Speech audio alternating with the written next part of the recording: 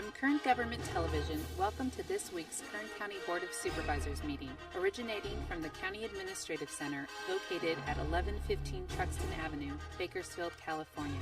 Kern County's vision is to create and maintain a customer-centered county government designed to garner the confidence, support, and trust of the people we serve. Today's Kern County Board of Supervisors meeting will convene momentarily.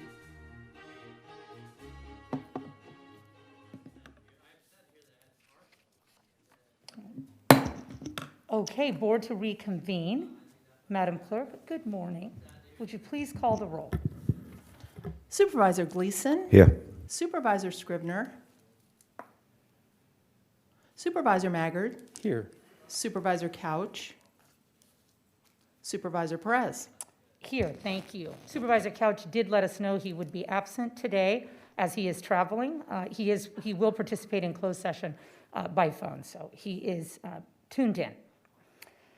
Good morning, Kern County, and welcome to the Tuesday, October 13, 2020 meeting of the Board of Supervisors. We will begin today's meeting with the flag salute. It was supposed to be led by Supervisor Zach Scrivner, and I know he is arriving momentarily. Supervisor Maggard, do you mind? Thank you. Supervisor Mike Maggard will lead the flag salute. Following the flag salute, please remain standing for a moment of prayer, silence, or meditation, whichever you prefer.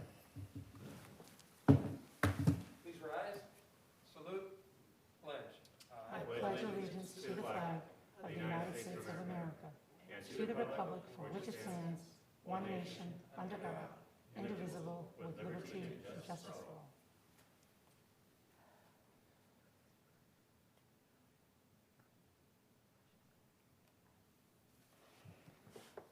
Thank you. At this time, I would like to call Mr. Nick Cullen, Kern County hero, animal savior extraordinaire, the director of our animal services, to come up with our pet of the week. Nick, I've heard a lot of things about you this week, and a lot of people celebrating this incredible milestone for Kern County, and so it's a special time of celebration. So thank you again for what you do, and who do you have here with you? This bundle of joy. This is Noodle. He looks lazy. Yeah, he looks pretty chill. Good observation. He kind of has a Chewbacca look about him. Yeah. He is so cute. Noodle is he's a terrier mix. We're thinking probably like a Norfolk Terrier or somewhere around there. Okay. He's only 8 months old, so he's still a pup. About 15 pounds. Going to get a little bit heavier than that. But he just came into the shelter just a couple of days ago, and he'll be available for adoption October 15th. But he's looking for his forever home. How has the process of bringing our furry friends out here, how has it impacted your work? I mean, it's been good. It's been positive. I think the staff jumps at the opportunity to promote the animals in any way they can. I think they also like to know that there's a face to the name of all the animals that they're working on every day. So, Kathy, it's been a big hit. That's been my sense. People like it, and again, one of these efforts that this board will, be proud of beyond our time here, as part of the legacy of the Kern County Board of Supervisors, is achieving this milestone and moving culturally in that direction, which really is where the community wants us. So, sure. A great unifying effort for Kern County. Great job, Nick. I'm going to try to calm him down. Thank you very much. Shh, calm down. Yeah. Calm down. Quite chill. The County of Kern has provided notice that as a result of the declared federal, state, and local emergencies due to the COVID-19 pandemic and in light of the governor's order, this Board of Supervisors meeting is not physically open to the public. Our apologies to all of you. Testimony in general public can, however, be given through email or telephone to the clerk of the board prior to today's meeting, and live comments through teleconference will be heard during the meeting. Kathy, you've done a stellar job of including every single comment that this board should consider. Thank you for that. Thank you. We will begin by considering the consent agenda. All items listed with a capital C, capital A above the item are considered to be routine and non-controversial by county staff. Consent items will be considered first and may be approved by one motion. If a member of the audience wishes to comment or ask questions regarding an item or items on consent, they may do so prior to a vote being taken on consent. A member of the board may remove any item from consent, and it will be considered in its listed sequence with an opportunity for any member of the public to address the board concerning the item before action is taken. A member of the public may also comment on any closed session item. Consent matters begin on page 2, and they include items 1 and 4 through 7. On page 3, items 8 through 15. On page 4, items 16 through 24. And finally, on page 5, items 25 through 30. Madam Clerk, do we have any comment on consent? No, there is no public comment on any of the consent agenda items. And nothing in writing? And nobody waiting? Correct. Okay, excellent.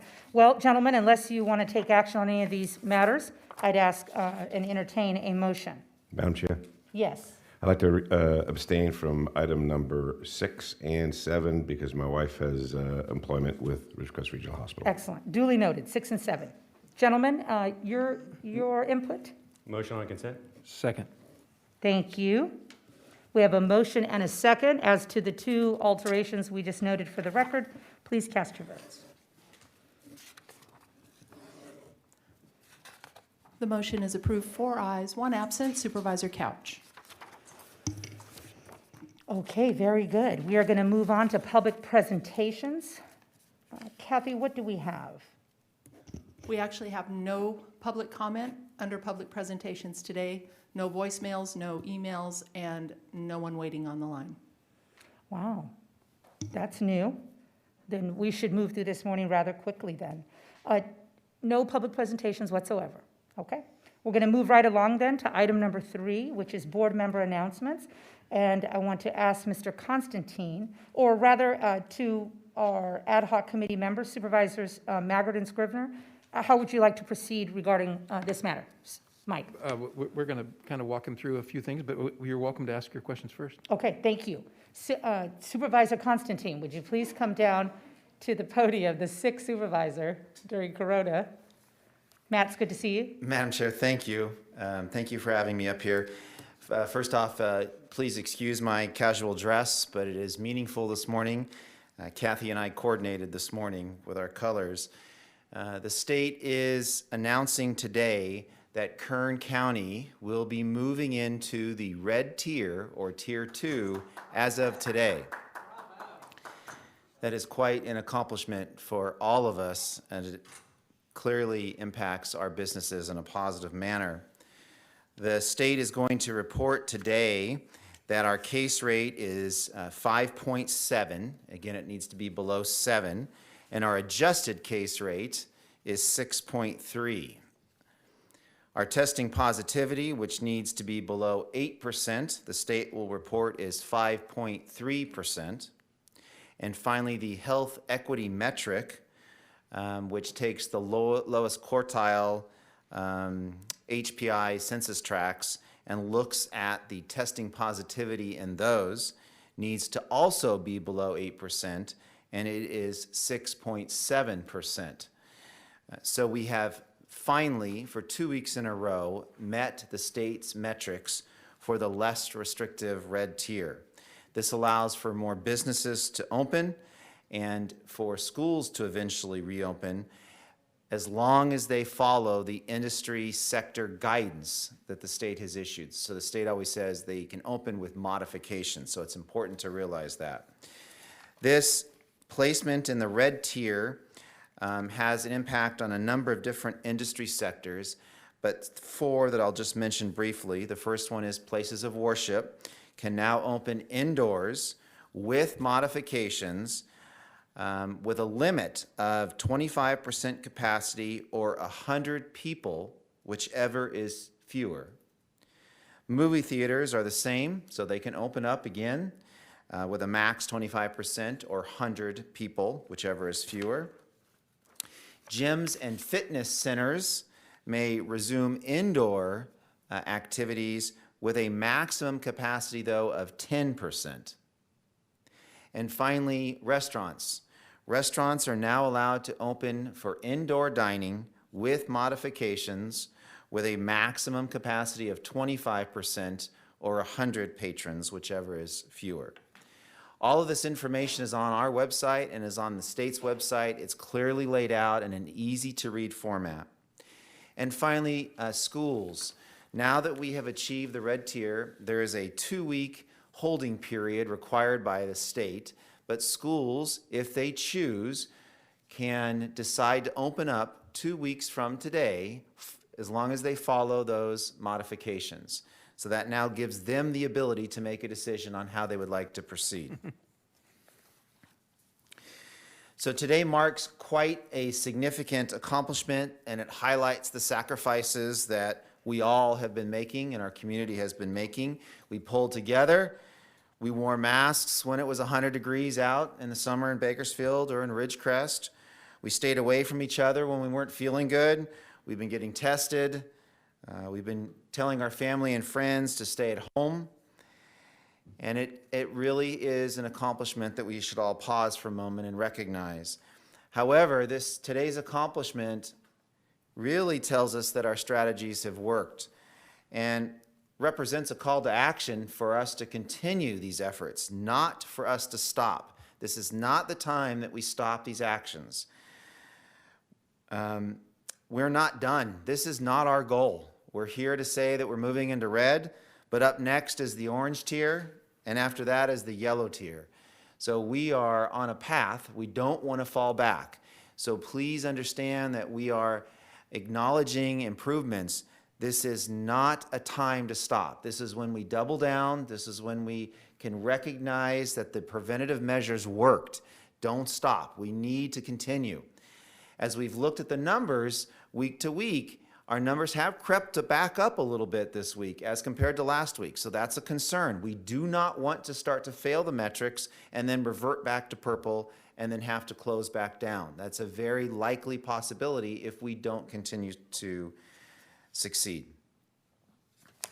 Madam Chair and the subcommittee members, that concludes my brief comments. I'd be happy to answer any questions you may have. Matt, this is extraordinary. It is. We will excuse your casual dress Thank today. But really, thank you. I know of a couple of dozen counties that lost their public health officer, walked out, ran out, chased out. You know, this has been an incredibly difficult, complicated time. I think your leadership has been extraordinary. Thank you. And we really appreciate the partnership. We've jumped on with the Latino task force work. You know, there are members of this community, and I wanted to take a moment to highlight and thank Stacy Shepard of the Bakersfield Californian, who provided these to the 5th District as an idea of some things that businesses have been doing. Or in this particular instance, one business who wanted to, share with the public a clever way in which we could communicate a culture shift, right? So Stacy Shepard, thank you for covering this story. Thank you for bringing it to our attention that there have been many members of this community who have in creative ways and without shaming and without, the partisan nonsense have said, we're one community, we want to get back open, let's do this in partnership. And I want to say thank you to these folks who have done that and for bringing that to our attention. So a lot of more, our subcommittee members have been extraordinary, as you know, and we're going to hear from them. But I want to thank you personally, Matt, for not leaving us under circumstances in which would have been totally understandable, and it would have created a whole host of other issues while you have very good people. So we appreciate you staying the course, and it looks like we are taking this stuff very seriously. Everywhere I go, I see masks everywhere, and that tells me that people are taking it seriously and they want to go back to normal, that's important to all of us. So, Matt, thank you. Supervisor Maggard, I'm going to turn it over to you as our leader in this matter and ask for your thoughts. And thank you and Zach in particular. Thank you, Madam Chair. Supervisor Scrivener, would you like to go first? No, go ahead. Okay. Thank you, Madam Chair. Boy, Matt, it is good news, and I'm happy as you're happy. We're all happy. I'd like to just walk through a couple of different aspects with regard to this. First of all, the urgency for us to sustain the effort. You've just said that, but I just want to reiterate that it's very important that we be very careful as we proceed. We're going to be going places we haven't been in a while now. It's important to take precaution, not only for yourself, but for other people, and now also for our economy, because this is going to make all the difference in whether or not people can stay open. So wear your mask, wash your hands, be careful who you're interacting with, and just exercise all due caution for everybody in the public. Tell us, first of all, what is the implication for schools. As we, walk us through what those rules are, please. So as you are aware, schools under the purple tier could not open. They were not allowed to open. There was a process the state established for a waiver, and as of this morning, there are 37 schools, 19 private and 18 public schools that have been granted waivers. These are elementary schools to provide some in-person learning. With moving into the red tier, this now allows schools, the districts themselves, to make their own decision to open up. They are allowed to open. They must wait 2 weeks from today to open officially. That's built into the blueprint that the governor issued, but they are now able to. They can open up as a hybrid. They can open up completely. They can choose to remain distance learning, which we've heard that some will continue to do that. But this gives them the ability to make their decisions.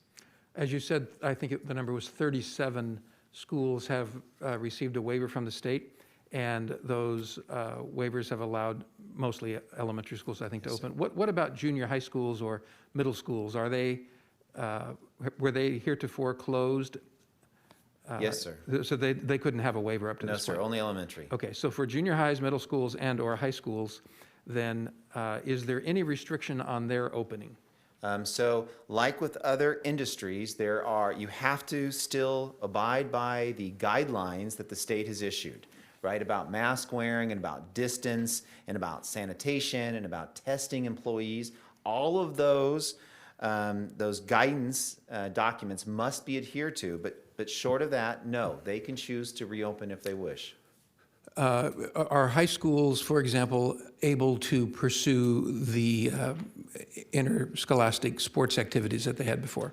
Yes, so there are still some restrictions from the state that apply to other activities, those extracurricular activities. So there are still some restrictions, and from sporting events to sort of other events that happen on a school campus, those still apply. But actual school learning can proceed. So just to make sure this is crystal clear, so up to and including as much as all students back on campus, a district can make a decision from wherever they are now all the way to full operation, other than these restrictions like sporting events, as of next Tuesday. 2 weeks from today. I'm sorry, So 2 weeks. 2 weeks from today. And they have to follow the California Department of Public Health guidance document, but yes, sir, they could.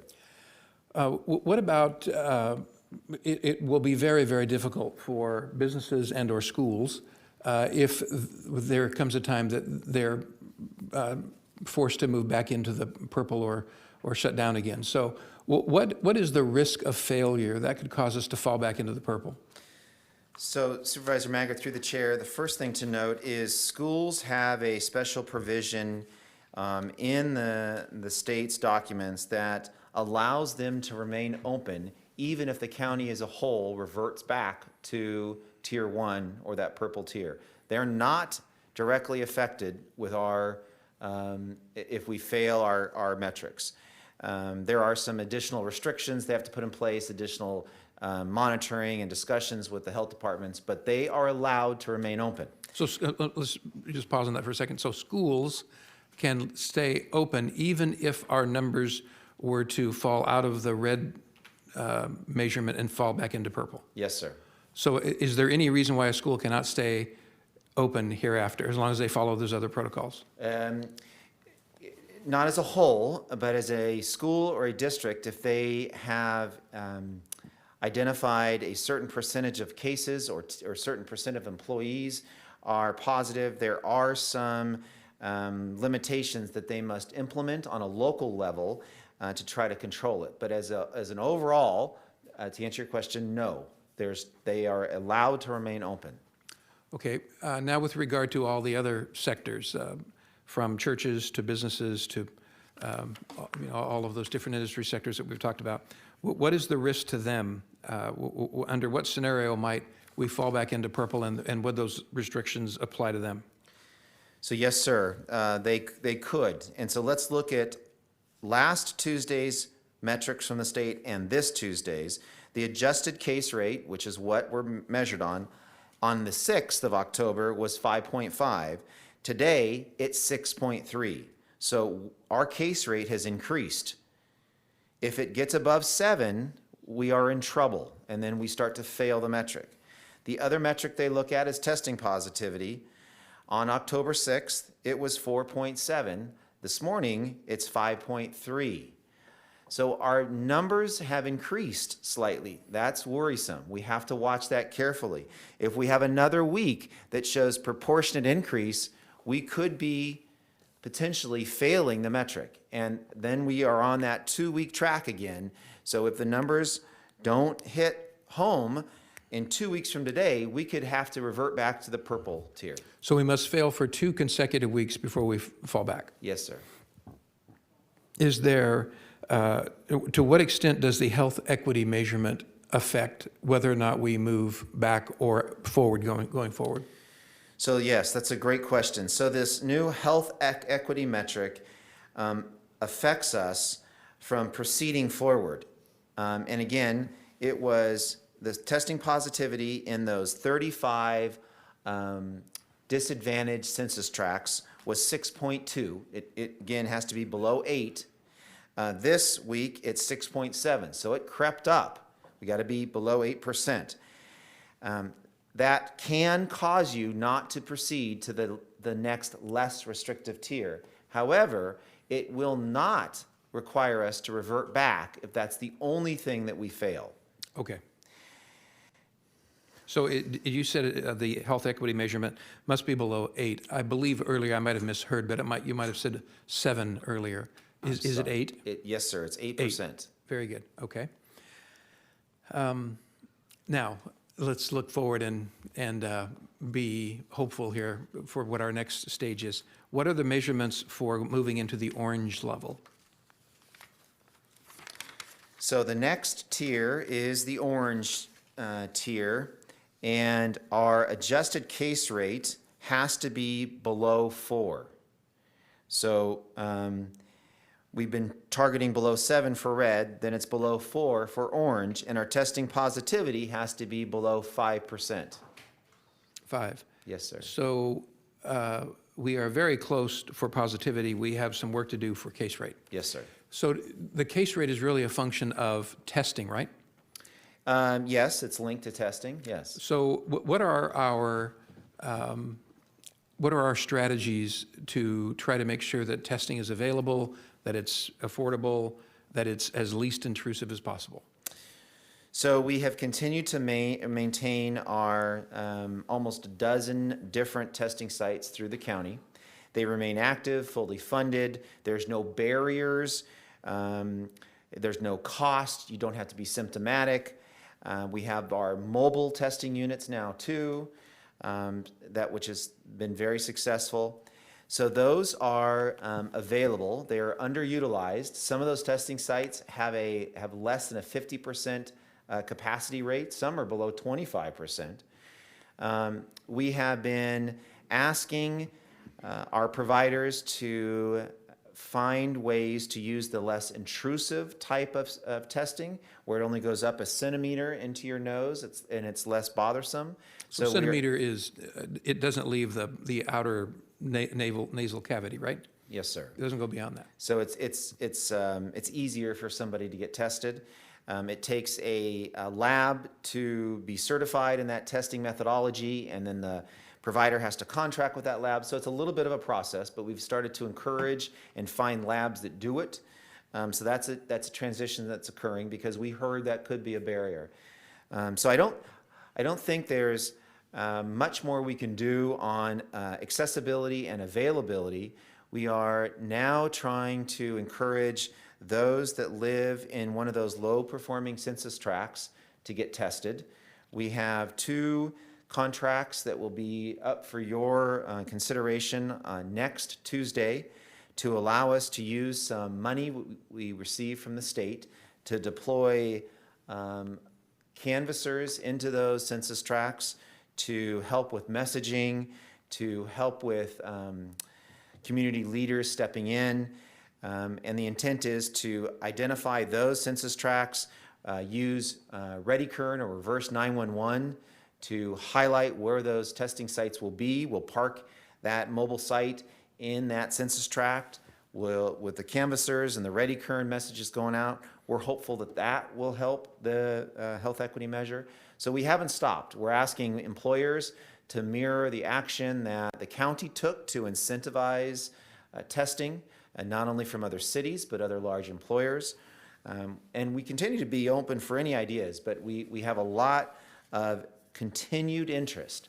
And again, the state's funding of these sites may in fact evaporate towards the end of the year, but we have been working at a way to provide testing for an ongoing period, at least through the summer of 2021, because we know that this testing is an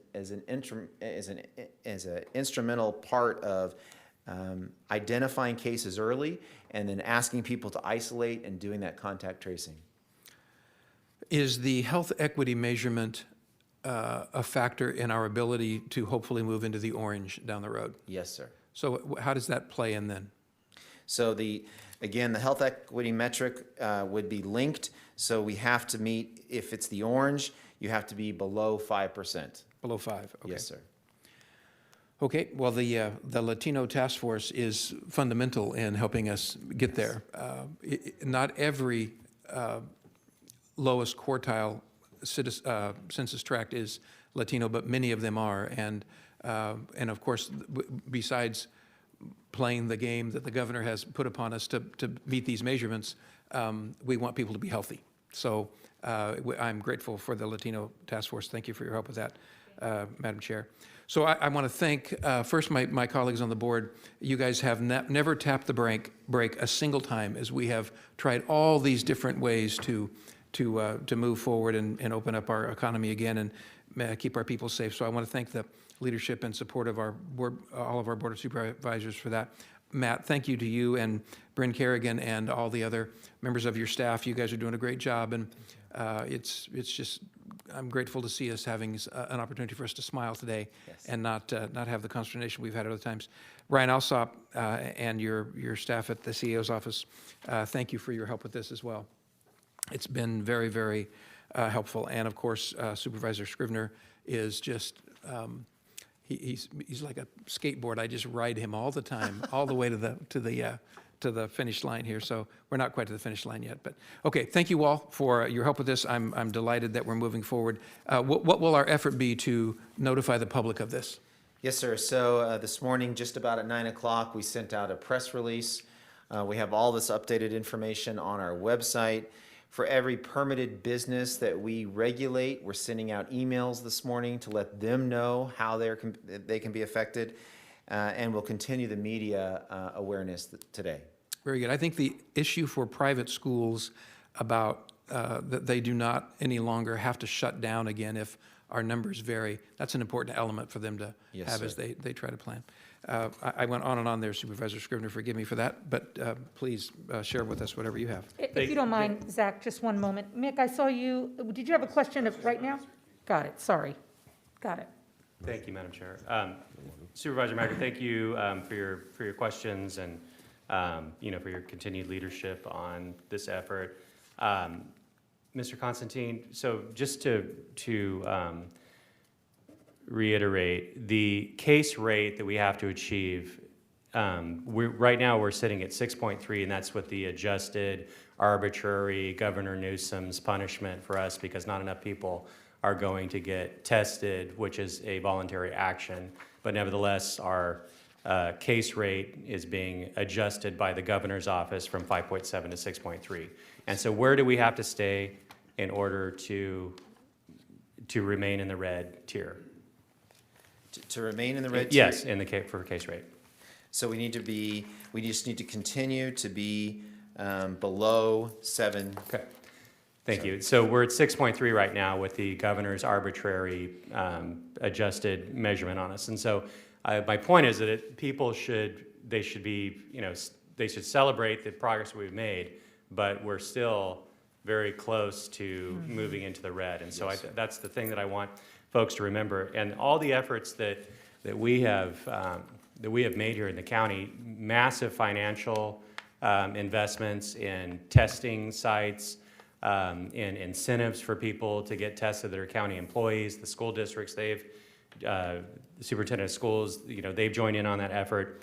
All of that is so our businesses can reopen, because we understand that everything that we do here in the county depends on our economy and the strength of our economy. And so those efforts have bared fruit, but at the same time, we are still very close to moving back into the purple. And there have been counties that have, I understand. Yes, sir. Can you tell us any that you know? Not offhand? right off, no, But sir. I think that there were some that were in the red for a period of time and have now had to move back into purple. And so just imagine, once again, the businesses having to close again, the restaurants, the churches, the gyms, the movie theaters, et cetera. And so that's the last thing that we want to see happen. That's what happened before because of the governor's moving of the goalposts. And so we have to continue to be diligent. So for the parents who would like their schools to be open, who should they call? Who should they contact? Their school boards. Their school boards. Elected school boards. They're elected Yes, sir. school boards. I just want to make sure that folks know that. So for all you parents out there that would like your kids to go back to school, contact your elected school boards, because they're the ones that make the decision along with their respective superintendents on whether or not their kids can go back to school. I have 4 that I'd love to see go back to school as soon as possible. Would And you I like know to that give they us would- the phone number of the school board members, and we'll call them for you? Thank you, I appreciate You that. seem a little biased on this one, Zach. Well, you know Try- what? I may have revealed, I showed my cards a little bit there. I may be a little bit biased. I'd like to have my kids go back to school. So anyway, what we were all told that this whole shutdown was so we wouldn't overwhelm our hospitals. The governor, isn't paying so much attention to that anymore, other than to penalize you if you have an increased hospitalization rate. So how are we doing with our hospitalizations? Supervisor Scrivener, through the chair, we are doing fantastic. So as of October the 11th, the most recent data we have, our available beds through our 10 acute care hospitals, we have 981 available beds. Again, that's probably one of the best numbers we've had since we started tracking. Our available ICU staffable beds is 55, which again is really high. We have currently 50 COVID positive Kern County residents that are hospitalized, and then 13 in our ICUs. Again, those numbers are way down. That's the best I can remember. Yes, sir. Since March. Yes, sir. So that's excellent news. And as once again, that's what we were told was the reason for this shutdown. We've continued to achieve, I think, good results there. Once again, a huge investment. How much do we spend, Mr. Alsop? $12 million for a contract to provide ICU nurses where needed. Yeah. So this board has made a significant investment in achieving that result. And so there's a lot of accolades to go around here. The county, I think we've done an amazing job. Your staff, Mr. Constantine, CAO's office, this board, but truly the results are because our community has responded, and they've responded effectively. But the message should be, congratulations, we should celebrate this, but we have to keep doing what we're doing.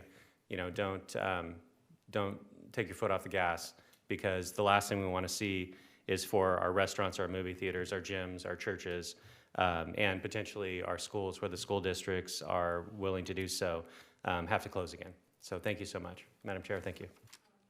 Supervisor Scrivener, excellent remarks as usual.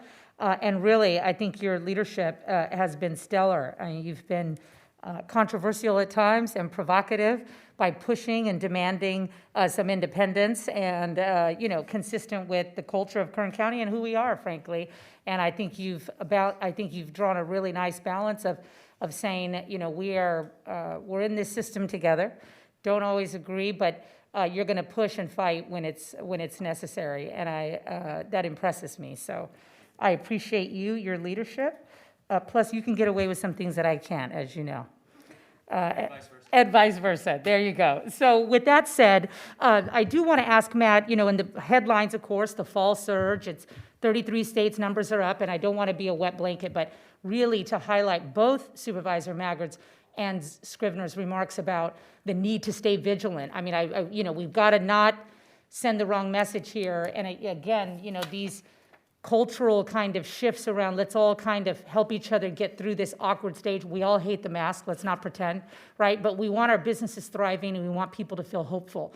And we know the fall surge is upon us. So can you give me a little context by how the public should think about that issue? Remaining optimistic, but cautious. Absolutely. Yes, Madam Chair.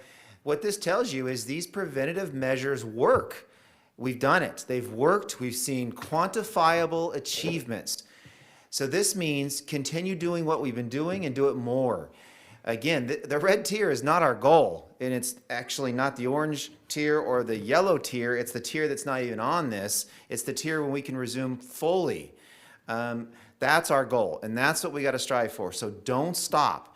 This is not a call for us to pat ourselves on the back and then just stop doing. You can do that for 5 minutes today, and then after that, we got to get back on it because we know these work, and this is going to get us back to a healthy economy, back to us seeing our friends, back to restaurants and churches being fully open, not with these limitations. And also Zach's kids being back in school. Yes, ma'am. Obviously, Fast. that's important. ASAP. Yes.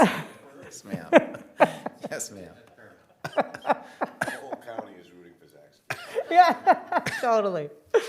So I'm with you, Matt, there, because I'm seeing it, and other places have done things differently, and that's, their issue to address.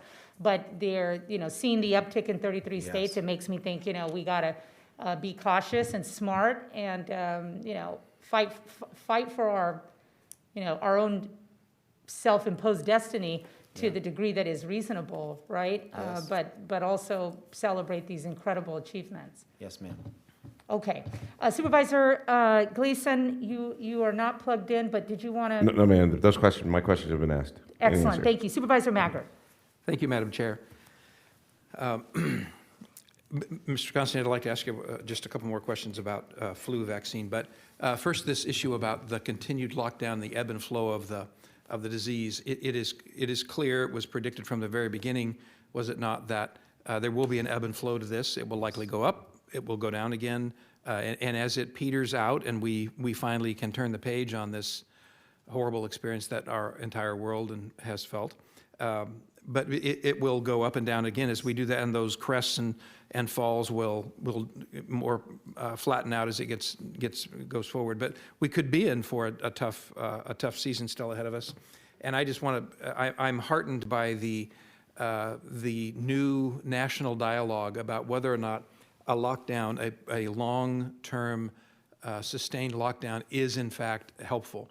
Is it a short-term fix when there's a problem, and indeed temporary, or whatever this thing is morphed into with it being so long-term?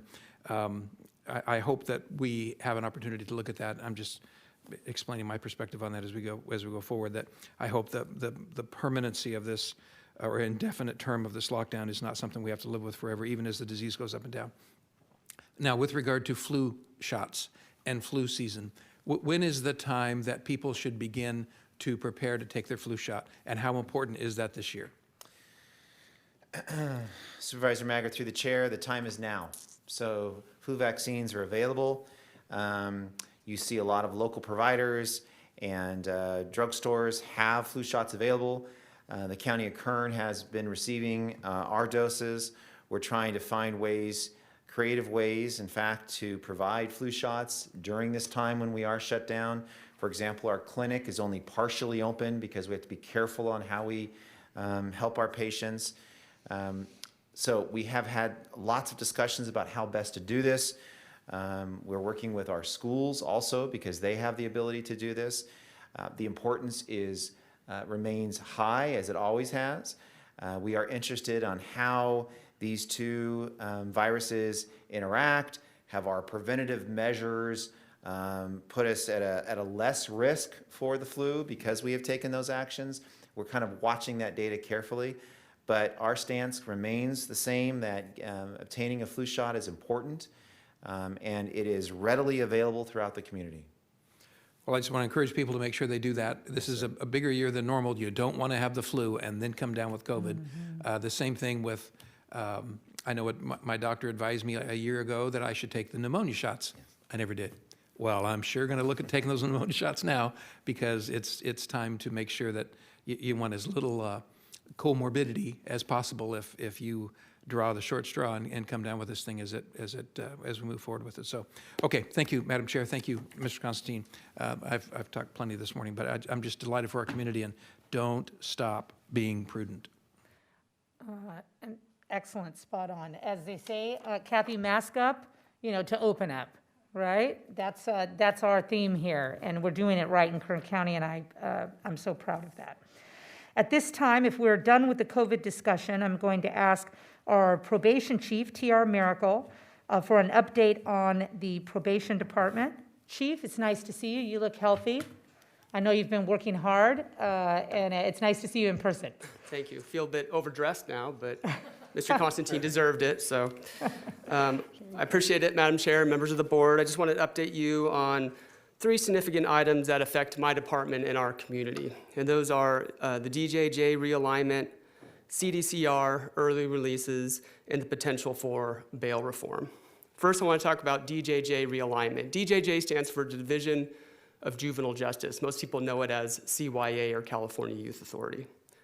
So when the governor originally took over, he planned to move DJJ from under Cdcr to DHHS. However, in the May revise and after COVID, he shifted gears and proposed that it be the state responsibility of DJJ be shifted to the locals. And that became a reality with SB 832. And so the way this will work is starting July 1st of 2021, DJJ will no longer accept any new commitments. So those commitments that would go to DJJ will stay here locally. The youth that are at DJJ will stay there, and so DJJ will close through attrition when those people, those youth term out. So this is a new population for our probation department, so this goes all the way up to age 25. These are juvenile offenders who have committed very serious offenses, such as armed robbery, assault with deadly weapons, serious sex offenses, and such. Most of these youth are approximately 18 to 22-year-olds and serving 2 to 3 year sentences. So we've already begun to plan for this. Because of the 4-year mitigation plan, some of the cost savings that my department did is we shuttered one of the pods at our Kern Crossroad facility. And so that pod holds up to 40 youth. We typically have around approximately 35 youth at DJJ at any given time. So we are fortunate to have the capacity to handle this population. But we're going to have to do things differently. So we're looking at talking with a lot of our community partners, looking at post-secondary education, new training, different type of services, and mental health services for this new population. We'll be working with all of our stakeholders, a lot of it through our existing Juvenile Justice Coordinating Council. The funding is set for the first 3 years, and it rolls up because the numbers will start small and roll up. The money likewise follows. However, the way the legislation reads is on year 4, they basically say they will revisit the funding formula. So I think it's going to be very careful for us as Kern County to keep an eye on that discussion to make sure that our interests are met here in Kern County. TR, I remember seeing the numbers on the cost differential between housing adults and CDCR and, of course, juveniles, which essentially this CYA is a division of CDCR for younger people. Yes. And I was stunned that the prison cost per adult is right around $60,000, $70,000 roughly a year, but for juveniles in CYA, it was more like $250,000 a year. And that just is so striking. Are we going to see some of that money that obviously within that structure acknowledges that there's more attention and more staff needed for young people, and that is a more expensive endeavor, generally speaking? Yes, there will. We can do it. It won't be that much here, but it is more expensive. Part of it is because of the staffing ratio. There's a much with Title 15, regulations, the staffing ratio for youthful offenders is much greater than it is for adults. And a lot of these are very high need. People have a lot of special needs that we need to address. So the way the funding formula works is in year 3, which when we should see our population be up, it's approximately $6.5, $6.9 million coming into Kern County. I think that's enough that we can do it, but it's not enough. I mean, we could certainly use more. I mean, I think we can handle it under that, but that's why I think that year 4 is so important. So when the state goes back and revisits the funding formula, that we'll have a better grasp of what we do need and what our interests are. And just like I know this board and I was involved with the funding formula for AB 109 almost 10 years ago, that was a very hot topic. I think it might become similar, and we just need to keep on top of it. Sure. And so we will need to expand staffing to handle these new responsibilities, but the department and our juvenile correction officers will work hard to make this transition work for Kern County. The second topic I wanted to talk about was our Cdcr early releases. I'm sure many of you have heard about the prisons releasing some people early, and this is a result because of several significant COVID-19 outbreaks in the prisons and then ensuing lawsuits that resulted because of that. So the first wave of these early releases was in March, and they released people who were 60 days out from their natural release date. At that time, they weren't doing any COVID testing, they were just releasing the people. The second wave started in June and has been ongoing. And so they have different cohorts where some are getting released up to 180 days before their natural release dates, and some even up to 365 days before their natural release date. And so because of AB 109, we have a significant portion of people who are released from prison come back to what's called post-release community supervision, or PRCS, that the probation department is responsible. So there were a lot of issues when this first happened. The list of who was going to get released was often incomplete and incorrect.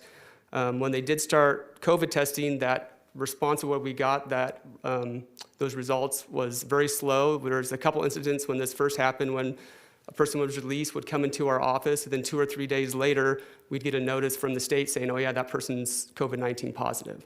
So obviously that's not acceptable. We were very vocal here in Kern County, working with CPOC, the Chief Probation Officer of California, and working with Cdcr to try to iron out these problems. And I will say Cdcr was responsive, and our communication is much better. Another thing we're doing is we meet weekly with our PRCS staff and with public health, because they're also notified when people are test positive, and trying to keep Kern County safe that way. Cdcr also now will not release anyone early if they are positive for COVID-19. So they'll release until they clear before they release them. Just an example of the impact of these early releases: from March to September of 2019, there were 440 PRCS offenders released to us. That same time frame this year, from March to September of 20, there were 720 or 280 additional PRCS offenders that we're responsible for supervising. So I want to thank my staff for the way they've responded. This is additional work and additional responsibility, and they've been working very hard to assure that we're providing services to the offenders, but also that we're holding them accountable in the community. And my staff have been very proactive. Just one example of this is this past Saturday, we did a field operation where we did 66 home calls. It resulted in 5 felony arrests. We were able to take 4 illegal firearms off of the streets and confiscated 231 grams of methamphetamine and 24 grams of heroin. So that's just one operation. But obviously some people take advantage and try to turn their lives around, but some people don't. And I just want the community to know that we're out there still doing our job. So the staff are meeting the challenges despite obstacles placed their way, and they're committed to keeping Kern County safe.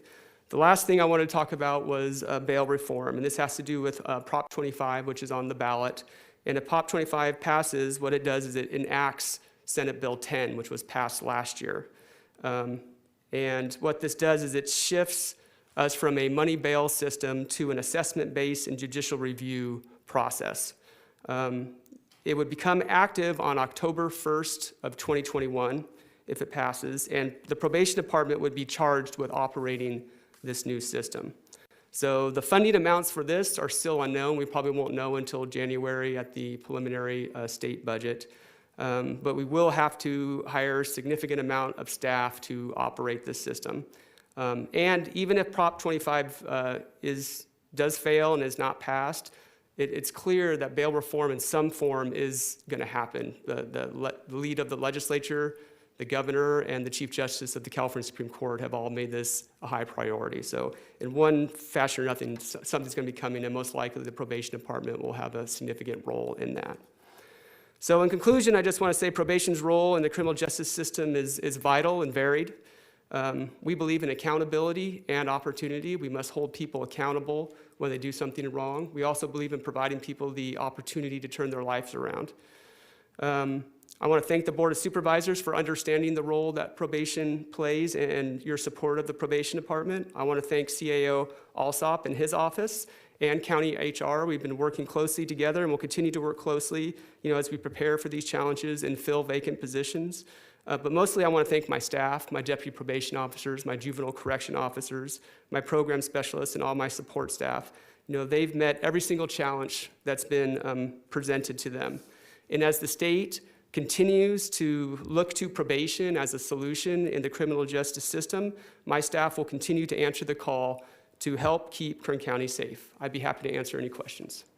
Well, TR, thank you for your leadership. I've said it before, but I believe that you have almost single-handedly, of course with your remarkable team, but really changed the perception of Kern County probation, which I recognize some people do not feel strongly about, that we want to change that or whatnot. I respect that position. But insofar as it relates to money and allocation and our relationship to the rest of the state, probation chiefs are really on the front line of making sure that Sacramento understands what they're doing in its application on the back end, and you guys who are actually doing all the work, truth be told, right? Of actually trying to get people to behave and get them plugged into a system that makes sense, right? So I really appreciate you. I think you've been so great, both optically and otherwise, for Kern County's probation, and you are immensely respected around the state of California. I know that personally. So I want to thank you, because that makes my job a little bit easier. But I also want to just plant with you the opportunity to do some job skills, closing the skills gap with a lot of these young people. I've said it 1,000 times before, TR, but I promise you, I'm telling you the truth. The number one question I ever got from a client at the public defender's office was, Ms. Perez, can you help me get a job? And I couldn't. I could barely get the job, TR. How about these guys, right, with really a pitiful condition? And to your point, some people choose not to change, and we can't do anything about that. That's not our responsibility. But insofar as these young people can get a skill set and make a living, I think that would be really compelling when people are deciding an antisocial perspective or a pro-social perspective, which, as you know, is the most critical piece for folks in the criminal justice system. So we work closely with Field that focuses on these kind of youth. We've done job fairs at the Dream Center, which focuses on foster children. Within 4 years of aging out of foster care, half of those kids are in the criminal justice system, homeless, the whole nine. So real challenges there, and a big public safety problem, obviously, and a human crisis issue. So we've really done, some exciting work with Field. David Villarino, we do train young people that are troubled and have a lot of trauma, as you know. So I really want to take this opportunity when there are people that are merited within your system. I recognize that's not everybody. That's true about any institution. So, I don't want to go overboard and say, we're going to save the world. We're probably not, but certainly we can save a few of these kids and develop a culture around, pride in one's work and their own merited accomplishments with some help. So I feel very passionately about that stuff, as you know, and this is an opportunity. I mean, I'm sure you don't appreciate the new jurisdiction that's just adding more to your plate in an already complicated reform structure. So thank you for taking it on and having such a positive attitude. But I want you to know my office is a partner with, really closing the gap on some of these kids and giving them some hope so that they are not as inclined towards violence or antisocial behavior, which is bad for everybody, mostly them. So thank you, TR. I appreciate you. Gentlemen, do you have any questions or any input? Okay. Okay, thank you very much. Appreciate it. TR, thank you. Okay, gentlemen, Supervisor Gleason, do you have any other board member announcements or report? No, ma'am. Okay, thank you very much. I would like to give a little shout out to a teacher at MLK Elementary. She is my son's teacher, Jude's teacher. We've only known her before last Friday through Zoom, and she has really transformed my son's educational experience. And in particular, Mick, you'll appreciate this. This is Hispanic Heritage Month, as you may or may not know. And this is one of the reasons I'm proudly wearing my Yucatani colors, Kathy, and jewelry, as you've like to comment on. But Jude came out of the room yesterday and he said, "I didn't know Selena Gomez was Hispanic." And I'm thinking, how do you not know that? That's right? I can't believe that. And he was so proud, you know, as a young Hispanic student in this community with an incredible teacher, Miss Guerrero, who happens to be Hispanic as well, that he would have such a moment of enlightenment about Selena Gomez. This is important, apparently, Mick. So I thought you'd get a kick out of that. And I want to highlight the incredible job that she does with my son and all the other children there, and the passion she brings to that work.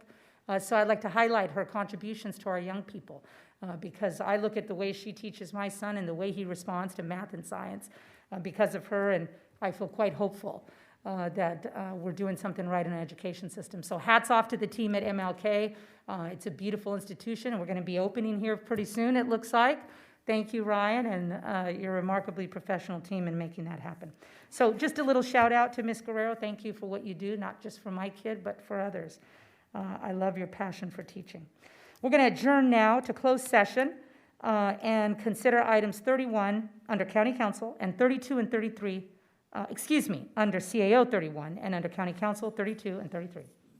Thank you, Mick. So adjourned.